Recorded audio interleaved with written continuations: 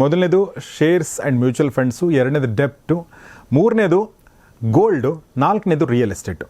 ಇವು ನಾಲ್ಕು ಕೂಡ ಸ್ವಲ್ಪ ಫ್ಯಾಮಿಲಿಯರ್ ನಮಗೆ ಸಾಮಾನ್ಯ ಜನರಿಗೆ. ಸೊ ಹೀಗಾಗಿ ಇದ್ರ ಬಗ್ಗೆ ಸ್ವಲ್ಪ ಡೀಟೇಲ್ ಆಗಿ ಹೇಳಿ.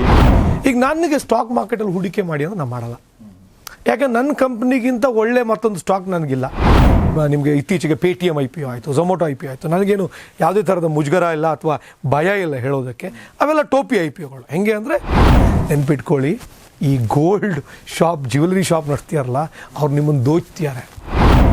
ಅದೇ ನೀವೀಗ ಸಾವರಿನ್ ಗೋಲ್ಡ್ ಬಾಂಡ್ಸ್ ಅಂತ ಬಂದಿದೆ, SGB ಅಂತ ಸೆಂಟ್ರಲ್ ಗೌರ್ಮೆಂಟ್ ಅವ್ರು ಲಾಂಚ್ ಮಾಡಿದ್ದಾರೆ. ಅದು ಹೆಸರೇ ಹೇಳುವಾಗೆ ಸಾವರಿನ್ ಅಂದರೆ ಸರ್ಕಾರ ನಿಮಗೆ ಗ್ಯಾರಂಟಿ ಕೊಡುತ್ತೆ, ನಾಳೆ ನಿಮ್ಮ ದುಡ್ಡು ವಾಪಸ್ ಕೊಡ್ತೀವಿ. ನಿಮಗೊಂದು ಫಿನಾನ್ಷಿಯಲ್ ಡಿಸಿಪ್ಲಿನಿಗೋಸ್ಕರ ಬ್ಯಾಂಕ್ RD ಒಳ್ಳೆಯದು. ನೀವು ಪ್ರತಿ ತಿಂಗಳ ನಿಮ್ಮ ಸಂಬಳ ಬರುತ್ತೆ, ಬರ್ತಿದ್ದಂಗೆ ಅದರಲ್ಲೊಂದು ಭಾಗವನ್ನು RD ಅಕೌಂಟಿಗೆ ಹೋಗಲಿ. ಅಪಾರ್ಟ್ಮೆಂಟನ್ನು ಹೂಡಿಕೆಗಂತ ಮಾಡಬೇಡಿ, ಬಟ್ ಮನೆಗೆ ಬೇಕು. ಯಾಕೆಂದರೆ ನಮಗೆಲ್ಲ ಇವತ್ತು ಸೇಫ್ಟಿ ಸಮಸ್ಯೆ ಇದೆ. ನಾನು ಈ ಜೀವನದಲ್ಲಿ ಎಷ್ಟೇ ಸಂಪಾದನೆ ಮಾಡಿದ್ರು ನಾನು ನೆಮ್ಮದಿಯಲ್ಲಿರಬೇಕು. ರಾತ್ರಿ ಮಲಗಿದಾಗ ನಿದ್ರೆ ಬರಬೇಕು. ಎಷ್ಟೋ ಸರಿ ಇಂಡಿಪೆಂಡೆಂಟ್ ಮನೇಲಿ ಮಲಗಿದಾಗ ಹೊರಗಡೆ ಒಂದು ಸಣ್ಣ ಸೌಂಡ್ ಆದರೆ ನಿಮ್ಗೆ ನಿದ್ರೆ ಬರಲ್ಲ.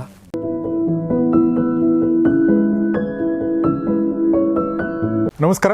ಗೌರಿ ಶಕ್ಕಿ ಸ್ಟುಡಿಯೋದ ವಿಶೇಷ ಕಾರ್ಯಕ್ರಮ ಮಹಾಮನಿ ನಿಮಗೆಲ್ಲ ಆತ್ಮೀಯ ಸ್ವಾಗತ. ನಾನು ಗೌರಿ ಶಕ್ಕಿ. ನಮ್ಮೊಂದಿಗಿದ್ದಾರೆ ಇಂಡಿಯನ್ ಮನಿ ಈ ಸಂಸ್ಥೆಯ CEO ಮತ್ತು ಫೌಂಡರ್ ಮತ್ತು ಫೈನಾನ್ಷಿಯಲ್ ಫ್ರೀಡಮ್ ಈ ಒಂದು ಅಪ್ಲಿಕೇಶನ್ ಹಿಂದಿರುವಂಥ ವ್ಯಕ್ತಿ ಕೂಡ CS ಸುಧೀರ್ ಅವರು. ಬನ್ನಿ ಅವರನ್ನು ಸ್ವಾಗತಿಸೋಣ. ಸರ್, ನಿಮಗೆ ನಮಸ್ಕಾರ ಮತ್ತು ಸ್ವಾಗತ. ಕಳೆದ ಸಂಚಿಕೆಯಲ್ಲಿ ನಾವು ಮಾತಾಡಿದ್ವಿ ಫೈನಾನ್ಷಿಯಲ್ ಫ್ರೀಡಮ್ ಅಂದರೆ ಏನು ಅಂತ, ಆರ್ಥಿಕ ಸ್ವಾತಂತ್ರ್ಯ. ಆರ್ಥಿಕ ಸ್ವಾತಂತ್ರ್ಯದ ಪರಿಕಲ್ಪನೆ ತುಂಬ ಚೆನ್ನಾಗಿ ಹೇಳಿದರು. ಅದರ ಜೊತೆಗೆ ಆರ್ಥಿಕ ಸ್ವಾತಂತ್ರ್ಯವನ್ನು ಗಳಿಸೋಕ್ಕೆ 6 ಮಾರ್ಗಗಳ ಬಗ್ಗೆ ಹೇಳಿದರು, 6 ದಾರಿಗಳು, 7R ಥಿಯರಿ ಅಂತ ಹೇಳಿದರು. ಆ 7R ಥಿಯರಿ ಏನು ಅಂತ ನೀವು ತಿಳ್ಕೊಳ್ಬೇಕಂದ್ರೆ ಇನ್ನೊಂದ್ಸಲ ಇದಕ್ಕಿಂತ ಮುಂಚೆ ವಿಡಿಯೋನ ದಯವಿಟ್ಟು ನೋಡಿ. ಆದರೆ ಅದರಲ್ಲಿ ಒಂದು ಬಂದಂಥದ್ದು ಮೂರನೇ ಒಂದು R ಅಂದರೆ ಅದು ರಿಟರ್ನ್ಸ್. ಆ ಒಂದು ರಿಟರ್ನ್ಸ್ನಲ್ಲಿ ಇವರು ಹೇಳಿದ್ದೇನೆಂದರೆ, ಮೊದಲನೇದು ಶೇರ್ಸ್ ಆ್ಯಂಡ್ ಮ್ಯೂಚುವಲ್ ಫಂಡ್ಸು, ಎರಡನೇದು ಡೆಪ್ಟು, ಮೂರನೇದು ಗೋಲ್ಡು, ನಾಲ್ಕನೇದು ರಿಯಲ್ ಎಸ್ಟೇಟು. ಇವು ನಾಲ್ಕು ಕೂಡ ಸ್ವಲ್ಪ ಫ್ಯಾಮಿಲಿಯರ್ ನಮಗೆ ಸಾಮಾನ್ಯ ಜನರಿಗೆ. ಸೊ ಹೀಗಾಗಿ ಇದ್ರ ಬಗ್ಗೆ ಸ್ವಲ್ಪ ಡೀಟೇಲ್ ಆಗಿ ಹೇಳಿ, ಯಾವುದ್ರಲ್ಲಿ ಹೂಡಿಕೆ ಮಾಡಬೇಕು, ಹೇಗೆ ಹೂಡಿಕೆ ಮಾಡಬೇಕು ಅನ್ನೋದನ್ನು ದಯವಿಟ್ಟು ಹೇಳಿ ಅಂತ ನಾನು ಸುಧೀರ್ ಅವ್ರು ಕೇಳ್ತೀನಿ. ಸರ್, ಈಗ ಸಾಮಾನ್ಯವಾಗಿ ಜನ ಏನು ಮಾಡ್ತಾರೆ, ಸ್ಟಾಕ್ಸ್ ಅಂದರೆ ಸ್ಟಾಕ್ ಮಾರ್ಕೆಟಲ್ಲಿ ಇನ್ಫೋಸಿಸ್ ಶೇರ್ ಕೊಂಡ್ಕೊಳ್ಳೋಣ ಅಥವಾ ಯಾವುದೋ ಒಂದು IPO ಆಗ್ತದೆ, IPO ಶೇರ್ ಕೊಂಡ್ಕೊಳ್ಳೋಣ. ಮೊದಲನೇದಾಗಿ ಏನು ಮಾಡಬೇಕು ಅಂದರೆ, ನಾನು ಸ್ಟಾಕ್ ಮಾರ್ಕೆಟಲ್ಲಿ ಹೂಡಿಕೆ ಮಾಡಬೇಕು ಅಂತ ಅಂದ್ಕೊಂಡ ತಕ್ಷಣ ಫಸ್ಟ್ ನಾನು ಕೇಳ್ಕೋಬೇಕಾಗಿದ್ದು, ನನಗೆ ಸ್ಟಾಕ್ ಮಾರ್ಕೆಟಲ್ಲಿ ಮಾಡಬೇಕಾ ಬೇಡವಾ, ಯಾರು ಮಾಡಬೇಕು ಯಾರು ಮಾಡಬಾರ್ದು. ಈಗ ನನಗೆ ಸ್ಟಾಕ್ ಮಾರ್ಕೆಟಲ್ಲಿ ಹೂಡಿಕೆ ಮಾಡಿ ಅಂದ್ರೆ ನಾನು ಮಾಡಲ್ಲ. ಯಾಕಂದ್ರೆ ನನ್ನ ಕಂಪ್ನಿಗಿಂತ ಒಳ್ಳೆ ಮತ್ತೊಂದು ಸ್ಟಾಕ್ ನನಗಿಲ್ಲ. ಯಾಕಂದ್ರೆ ನನ್ನ ಕಾನ್ಫಿಡೆನ್ಸ್ ಇರೋದೇನು, ನನ್ನ ಕಂಪ್ನಿನೇ ಬೆಸ್ಟ್ ಕಂಪ್ನಿ ಅಲ್ವಾ. ಈಗ ನನ್ನ ಕಂಪ್ನಿಗೆ ನಾನು ಹೂಡಿಕೆ ಮಾಡಿದ್ರೆ ನನಗೆ ಗೊತ್ತುಂಟು ಇಲ್ಲಿ ಕೊಟ್ಟಷ್ಟು ರಿಟರ್ನ್ಸ್ ಬೇರೆ ಎಲ್ಲೂ ಸಿಗಲ್ಲ. ಅದು ಡಿಪೆಂಡ್ಸ್. ಬೇರೆಯವರಿಗೆ ಯಾರೋ ಒಬ್ಬ ರೈತ ಹೋಗ್ಬಿಟ್ಟು ಅವ್ರ ಜಮೀನಲ್ಲಿ ದುಡ್ಡು ಹಾಕಿದ್ರೆ, ನಾನು 1 ಲಕ್ಷ ಹಾಕಿದ್ರೆ ಅದನ್ನು 2 ಲಕ್ಷ ಮಾಡ್ತೀನಿ 1 ವರ್ಷದಲ್ಲಿ ಅಂತ ಕಾನ್ಫಿಡೆನ್ಸ್ ಉಂಟು. ಅವನು ಯಾಕೆ ಸ್ಟಾಕ್ ಮಾರ್ಕೆಟಲ್ಲಿ ಹಾಕ್ತಾನೆ ಅದನ್ನು? ಕರೆಕ್ಟ್. ಸೊ ನೀವು ಆಯ್ಕೆ ಮಾಡ್ಕೋಬೇಕು. ನಿಮ್ಮ ಹತ್ರ ಸ್ಟಾಕ್ ಮಾರ್ಕೆಟ್ಗಿಂತ ಉತ್ತಮವಾದ ಆಪ್ಷನ್ಸ್ಗಳಿದ್ರೆ ಮಾಡಿ, ತಪ್ಪೇನಿಲ್ಲ. ಸೊ ಯಾರೋ ಮಾಡ್ತೀಯಾರೆ ಅಂತ ನಾನು ಮಾಡೋದು ತಪ್ಪು. ಕರೆಕ್ಟ್. ಸೊ ಈಗ ಸ್ಟಾಕ್ ಮಾರ್ಕೆಟಲ್ಲಿ ಮಾಡಬೇಕು ಅಂತ ಡಿಸೈಡ್ ಮಾಡಿದ್ಮೇಲೆ 2 ಆಪ್ಷನ್ ಇದೆ. ಡೈರೆಕ್ಟ್ ಇಕ್ವಿಟಿನ ಮ್ಯೂಚುವಲ್ ಫಂಡ್ಸಾ? ಏನಿದು ಡಿಫ್ರೆನ್ಸು? ಡೈರೆಕ್ಟ್ ಇಕ್ವಿಟಿ ಅಂದರೆ ನನಗೆ ಗೊತ್ತುಂಟು ಯಾವ ಸ್ಟಾಕ್ ಮೇಲೆ ಹೋಗುತ್ತೆ, ಯಾವ್ದು ಕೆಳಗೆ ಹೋಗುತ್ತೆ, ಅಥವಾ ನನಗೆ ಅದನ್ನು ಸ್ಟಡಿ ಮಾಡೋಕ್ಕೆ ಬರುತ್ತೆ. ಒಂದು ಕಂಪ್ನಿಯ ಬ್ಯಾಲೆನ್ಸ್ ಶೀಟ್ ಸ್ಟಡಿ ಮಾಡಬೇಕು, ಅವ್ರದ್ದು profit and loss account study ಮಾಡಬೇಕು, ಅವ್ರದ್ದು ಪ್ರೈಸ್ ಟು ಅರ್ನಿಂಗ್ ರೇಷಿಯೋ ಏನು ಅಂತ ತಿಳ್ಕೋಬೇಕು. ಬೇರೆ ಅಲ್ಲಿ ಎಸೆನ್ಷಿಯಲ್ಸ್ ಇದೆ. ಅದನ್ನೆಲ್ಲ ಸ್ಟಡಿ ಮಾಡಿಕೊಂಡು ದೆನ್ ಐ ಡಿಸೈಡ್, ಓಕೆ ಇದರಲ್ಲಿ ಹೂಡಿಕೆ ಮಾಡಬೇಕು, ಇದರಲ್ಲಿ ಬೇಡ ಅಂತ. ಬಟ್ ಅದಕ್ಕೆ ಟೈಮ್ ಬೇಕಾಗತ್ತೆ. ಪ್ರತಿದಿನ ಸ್ಟಾಕ್ ಮಾರ್ಕೆಟಲ್ಲಿ ಶೇರ್ ಪ್ರೈಸ್ಗಳು ಮೇಲೆ ಕೆಳಗೆ ಆಗ್ತಿರುತ್ತೆ. ಅದು ಎಷ್ಟು ವಿಚಿತ್ರ ಕಾರಣ ಅಂದರೆ, ನಾಳೆ UP ಎಲೆಕ್ಷನ್ ನಡೆದು UP ಎಲೆಕ್ಷನಲ್ಲಿ ಯೋಗಿ ಅವರು ಸೋತೋದ್ರು ಕೂಡ ಸ್ಟಾಕ್ ಮಾರ್ಕೆಟ್ ಬೀಳುತ್ತೆ. ಹೌದು. ಅಥವಾ ಒಮ್ನಿಕ್ರೋನ್ ಥರ ಮತ್ತೊಂದು ಯಾವುದೋ ಒಂದು ವೈರಸ್ ಬಂತು ಅಂದರೆ ಸ್ಟಾಕ್ ಮಾರ್ಕೆಟ್ ಬೀಳುತ್ತೆ. ಸೊ ಸ್ಟಾಕ್ ಮಾರ್ಕೆಟ್ ಆ ಥರ ಯಾವುದಕ್ಕೆ ಬೇಕಾದಕ್ಕೆ ರಿಯಾಕ್ಟ್ ಆಗುತ್ತೆ. ಕೆಲವು ಸರಿ ರಿಯಾಕ್ಟ್ ಆಗುತ್ತೆ.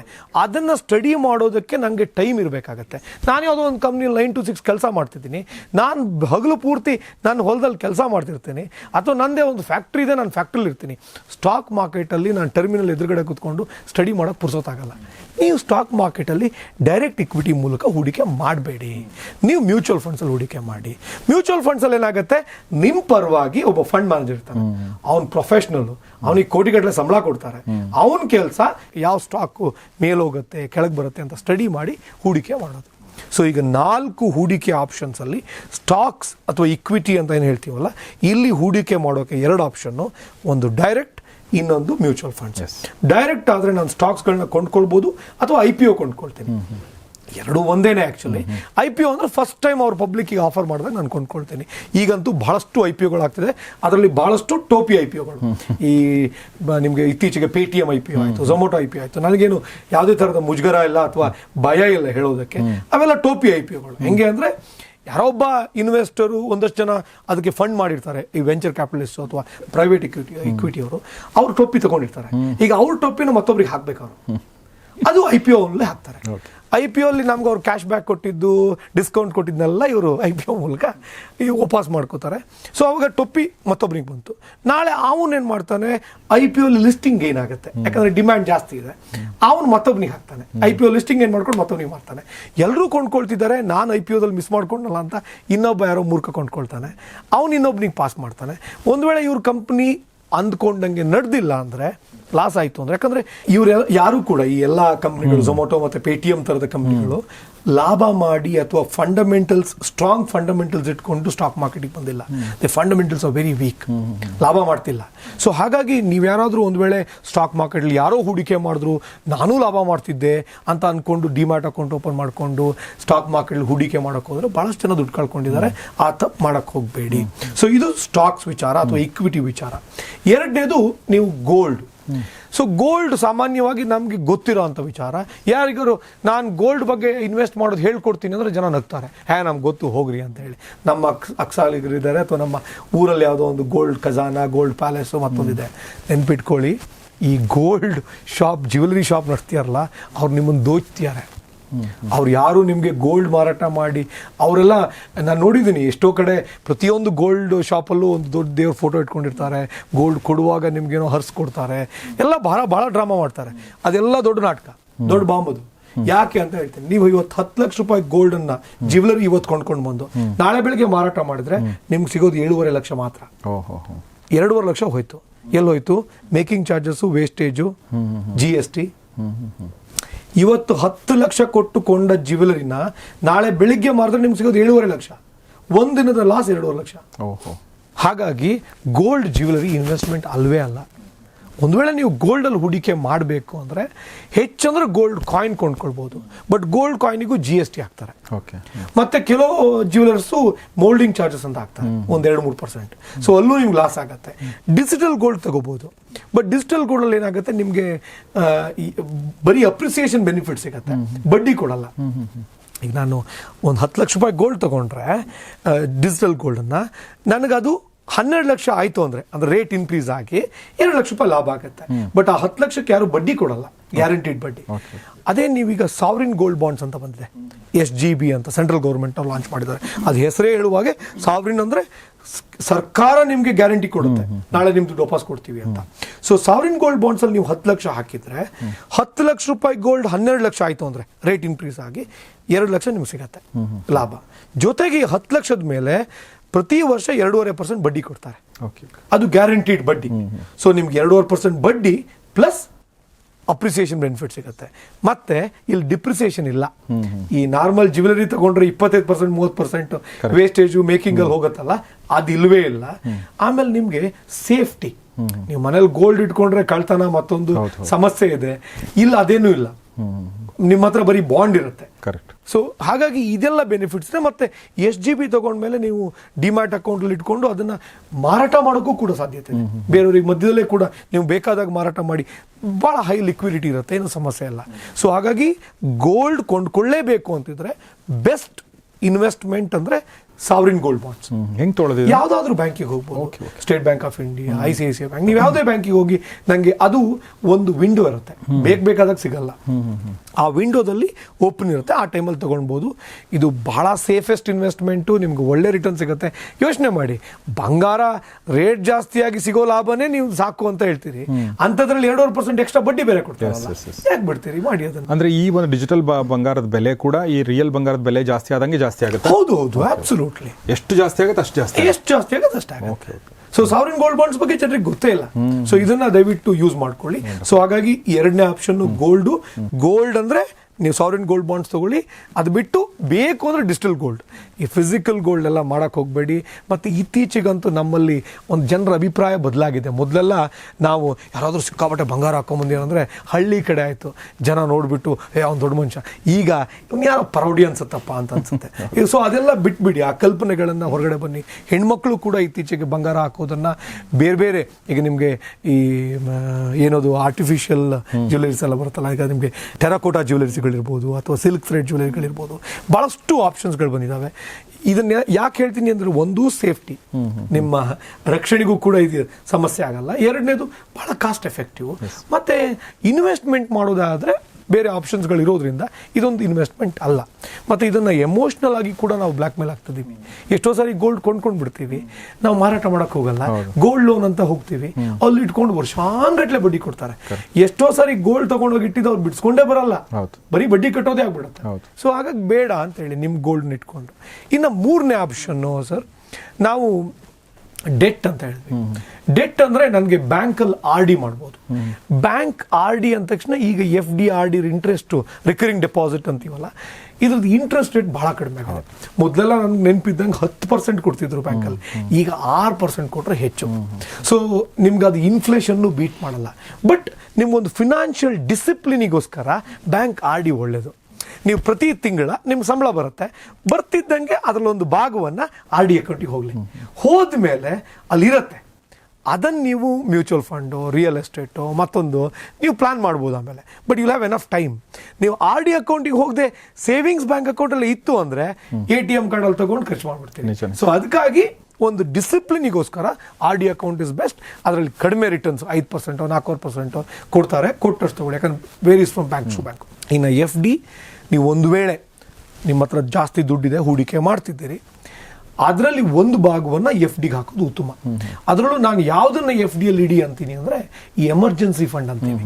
ಅಂದರೆ ನನ್ನ ಮುಂದಿನ 6 ತಿಂಗಳ ಖರ್ಚು, ನನ್ನ EMI ಇರ್ಬೋದು, ಮನೆ ಬಾಡಿಗೆ ಅಥವಾ ಕಾರ್ ಲೋನ್ EMI, ಮಕ್ಕಳ ಸ್ಕೂಲ್ ಫೀಸು, ಈ ಥರದ್ದೆಲ್ಲ ಮನೆ ಖರ್ಚಿಗೆ ಬೇಕಾಗುತ್ತೆ. ಯಾವಾಗಲೂ 6 ತಿಂಗಳು ನನ್ನ ಖರ್ಚು ನನ್ನ ಎಮರ್ಜೆನ್ಸಿ ಫಂಡಲ್ಲಿ ಇರಬೇಕು.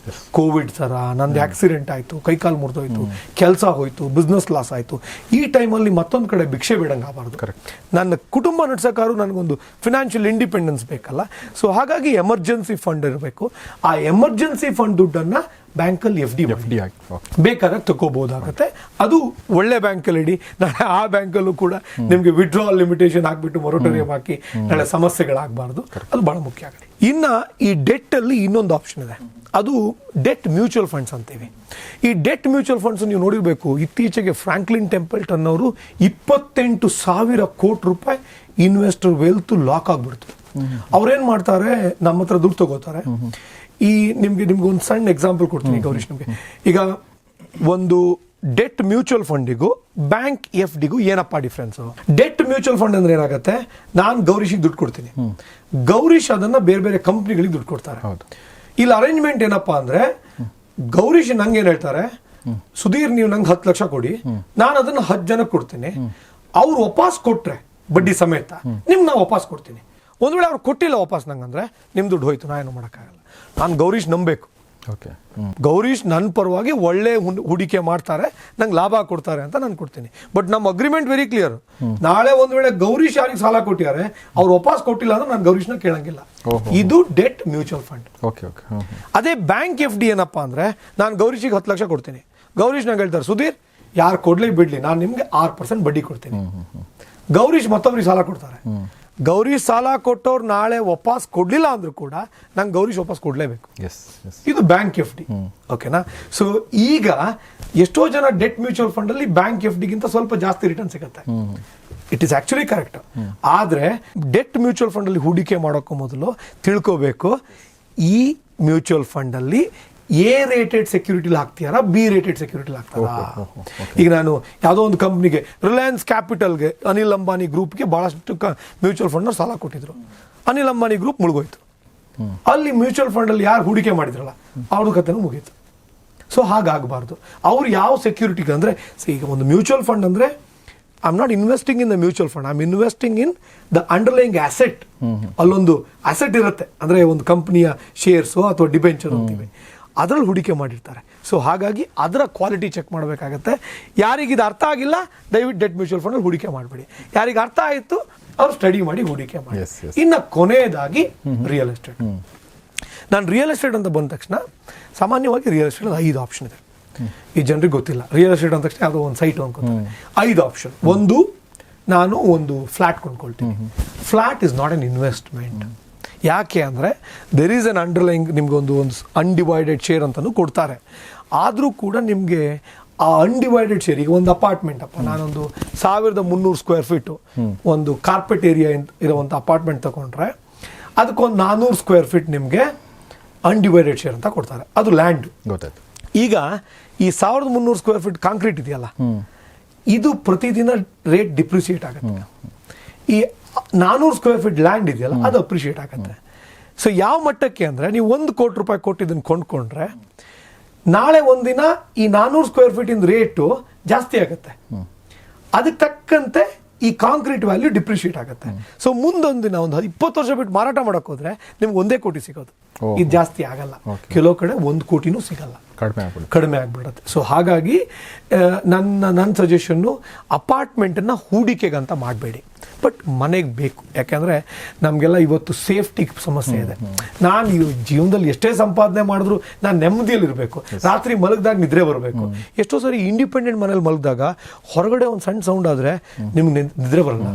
ಅದೇ ಅಪಾರ್ಟ್ಮೆಂಟಲ್ಲಿ ಇದ್ದಾಗ ಹೊರಗಡೆ ಎಷ್ಟೇ ಸೌಂಡ್ ಆಗಲಿ ಯು ಡೋಂಟ್ ಕೇರ್. ಒಂದು ಒಳ್ಳೆ ಅಪಾರ್ಟ್ಮೆಂಟ್ ಇದ್ದು ಸೊಸೈಟಿ ಎಲ್ಲ ಚೆನ್ನಾಗಿದ್ದು ಸೆಕ್ಯೂರಿಟಿ ಇತ್ತು ಅಂದರೆ ಯು ಡೋಂಟ್ ಕೇರ್. ಸೊ ನಾವು ಸಂಪಾದನೆ ಮಾಡೋದೇ ನಾವು ನೆಮ್ಮದಿಯಾಗಿರ್ಬೇಕು ಅಂತ. ಸೊ ಅದಕ್ಕೋಸ್ಕರ ಅಪಾರ್ಟ್ಮೆಂಟ್ ತಗೊಳ್ಳಿ, ಇಲ್ಲ ಅಪಾರ್ಟ್ಮೆಂಟಲ್ಲಿ ಬಾಡಿಗೆಗಿರಿ. ಇದು ಒಂದು. ಎರಡನೇದು ರಿಯಲ್ ಎಸ್ಟೇಟಲ್ಲಿ ಇರೋದು ನನಗೆ ಇಂಡಿಪೆಂಡೆಂಟ್ ಮನೆ. ಈ ಇಂಡಿಪೆಂಡೆಂಟ್ ಮನೆ ಏನಾಗ್ಬಿಡುತ್ತೆ, ಈಗಂತೂ ಹಾಫ್ ಸೈಟಲ್ಲಿ 20-30 ಸೈಟಲ್ಲಿ ಒಂದು ಮನೆ ಕಟ್ಟಿರ್ತಾರೆ, ತಗೋತೀವಿ. 30-40 ಸೈಟಲ್ಲಿ ತಗೋತೀವಿ. ಈ ಮನೆ ತಗೊಳ್ಳುವಾಗ ಏನಾಗುತ್ತೆ, ಬಹಳಷ್ಟು ಜನ ಮಾಡೋ ತಪ್ಪು ಏನಂದ್ರೆ ಹೊಸ ಮನೆ ತಗೊಂಡ್ಬಿಡ್ತಾರೆ ಲಾವಿಶ್ ಆಗಿ. ಈಗ 1 ಕೋಟಿ ರೂಪಾಯಿ ಮನೆ, ಅದರಲ್ಲಿ site value 25 lakh, 75 lakh concrete. ಈ 25 ಲಕ್ಷ 1 ಕೋಟಿ ಆಗೋ ತನಕ ಈ 1 ಕೋಟಿ 75 ಲಕ್ಷ ರೂಪಾಯಿ ಕಾಂಕ್ರೀಟ್ ಇದೆಯಲ್ಲ ಅದು ಝೀರೋ ಆಗಿರುತ್ತೆ. ಅಂದ್ರೆ ಯಾವುದೇ ಕಾಂಕ್ರೀಟು 20 ವರ್ಷ ಆದ ತಕ್ಷಣ ಅದ್ರ ವ್ಯಾಲ್ಯೂ ಝೀರೋ ಅಲ್ವಾ. ಸೊ ನನ್ನ ಸೈಟ್ 20 ವರ್ಷಕ್ಕೆ 25 ಲಕ್ಷ ಇದ್ದಿದ್ದು 1 ಕೋಟಿ ಆಗುತ್ತೆ. ಈ 75 ಲಕ್ಷ ರೂಪಾಯಿದು ಕಾಂಕ್ರೀಟ್ ಝೀರೋ ಆಗುತ್ತೆ. ಅಲ್ಲಿ ನಂಗೆ ಏನು ಲಾಭ ಆಗಲ್ಲ. ಆದರೆ ನಿಮ್ಗೊಂದು ಐಡಿಯಾ ಕೊಡ್ತೀನಿ. ನೀವು ಒಂದು ವೇಳೆ ಇಂಡಿಪೆಂಡೆಂಟ್ ಮನೆನೇ ತಗೋಬೇಕು ಅಂದರೆ ಬೆಸ್ಟ್ ಇನ್ವೆಸ್ಟ್ಮೆಂಟ್ ಇಸ್ ಹಳೆ ಮನೆ. ಯಾವುದೋ ಒಂದು 30-40 ಸೈಟಲ್ಲಿ 20 ವರ್ಷದ ಒಂದು ಹಳೆ ಮನೆ ಇದೆ, ನಿಮ್ಗೆ ಹೋಮ್ ಲೋನ್ ಸಿಗುತ್ತೆ. ಹೋಮ್ ಲೋನ್ ರೇಟಿಗೆ ಲೋನು ಸಿಗುತ್ತೆ. ಓಕೆನಾ. ಸೊ ಈಗೇನು ಮಾಡಿ ಆ 20 ವರ್ಷದ ಹಳೆ ಮನೆ ತಗೊಳ್ಳಿ. ನೀವು ಮನೆಗೆ 1 ರೂಪಾಯಿ ದುಡ್ಡು ಕೊಡ್ತಿಲ್ಲ, ಬರೀ ಸೈಟಿಗೆ ದುಡ್ಡು ಕೊಡ್ತೀನಿ.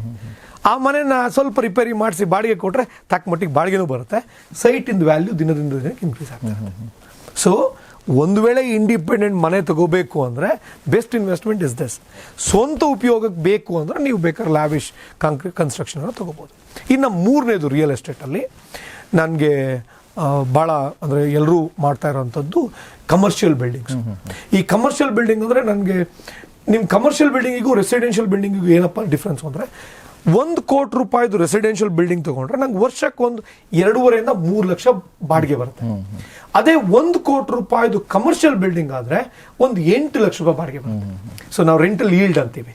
2.5% - 3% ರೆಸಿಡೆನ್ಷಿಯಲ್ಗೆ, 8% ಕಮರ್ಷಿಯಲ್ಗೆ, ಕೆಲವು ಕಡೆ 10% ಬರುತ್ತೆ. ಈಗ ನೀವು ಶಾಪ್ ಮಾಡಿ ಬಾಡಿಗೆ ಕೊಟ್ಟಾಗ ಒಳ್ಳೆ ಮಾರ್ಕೆಟ್ ಪ್ಲೇಸಲ್ಲಿ ಇದ್ರೆ.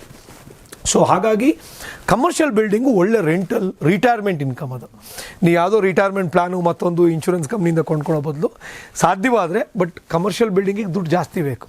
ಸಣ್ಣ ಪುಟ್ಟದ್ದು ನಿಮ್ಗೆ ಸಿಗಲ್ಲ. ಒಂದು 2 ಕೋಟಿ 3 ಕೋಟಿ 5 ಕೋಟಿ ಬಜೆಟಲ್ಲಿ ತಗೋಬೋದು. ಬಟ್ ಇತ್ತೀಚೆಗೆ ಕಮರ್ಷಿಯಲ್ ಬಿಲ್ಡಿಂಗ್ಗಳಲ್ಲಿ ದೊಡ್ಡ IT ಪಾರ್ಕ್ಗಳಲ್ಲೂ ಕೂಡ ನಿಮಗೆ ಸ್ಕ್ವೇರ್ ಫೀಟ್ ಲೆಕ್ಕದಲ್ಲಿ ಮಾರ್ತಾರೆ. ನೀವು ಬೇಕಾದ್ರೆ ಒಂದು 500 ಸ್ಕ್ವೇರ್ ಫೀಟ್ ಕೊಂಡ್ಕೊಂಡ್ಬಿಡ್ಬೋದು. ಅದಕ್ಕೇನು ಭಾಳ ದುಡ್ಡು ಆಗಲ್ಲ ನಿಮ್ಗೆ. ಅವರು ಬಾಡಿಗೆ ಕೊಡ್ತಾರೆ ಅದಕ್ಕೆ, ಆಮೇಲೆ ಜೊತೆಗೆ ನಿಮಗೆ ಓನರ್ಶಿಪ್ ಇರುತ್ತೆ. ಮುಂದೆ ಬೇಕು ಅದಂಗೆ ಮಾರ್ಕೊಬೋದು ಕೂಡ, ಅದರಲ್ಲಿ ಅಪ್ರಿಸಿಯೇಷನ್ ಆಗುತ್ತೆ. ಇದು ಕಮರ್ಷಿಯಲ್ ಬಿಲ್ಡಿಂಗ್.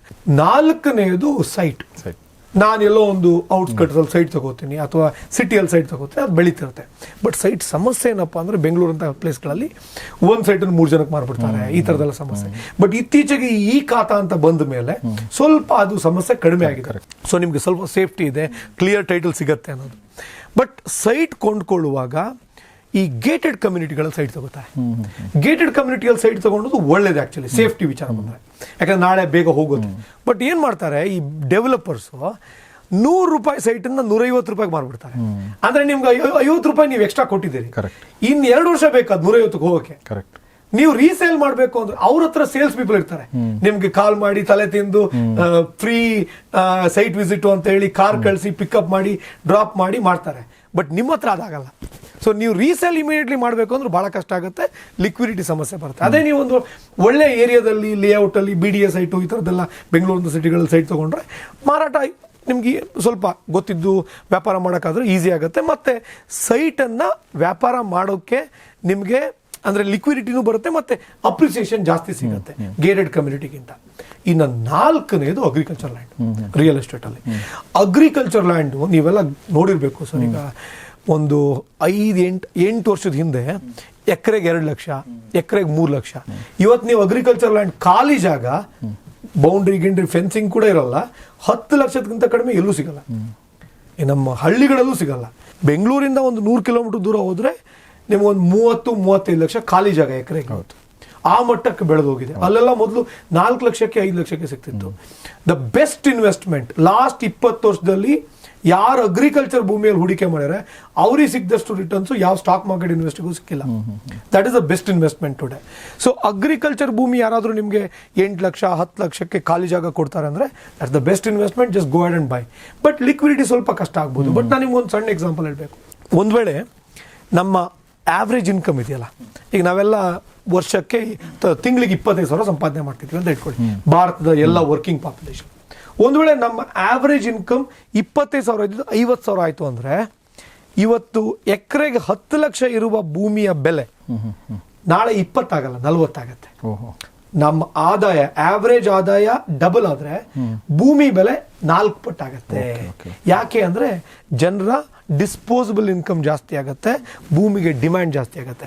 ನೋಡಿ, ಈಗ ನನಗೊಂದು ಸೂಟು ನಾನು 10 ತಗೊಂಡ್ರೆ ನೀವಿನ್ 10 ಕೇಳಿದ್ರೆ ಅವ್ನು ಹೊಲ್ಕೊಡ್ತಾನೆ. ಭೂಮಿ ಮಾಡೋಕ್ಕಾಗಲ್ಲ. ಭೂಮಿನ ಯಾರು ಮ್ಯಾನುಫ್ಯಾಕ್ಚರ್ ಮಾಡ್ತಿಲ್ಲ, ಇಟ್ ಸ್ಟಾಪ್ ಅಲ್ವಾ. ಇನ್ಫ್ಯಾಕ್ಟ್ ಭೂಮಿ ಕಡಿಮೆ ಆಗ್ತಿದೆ.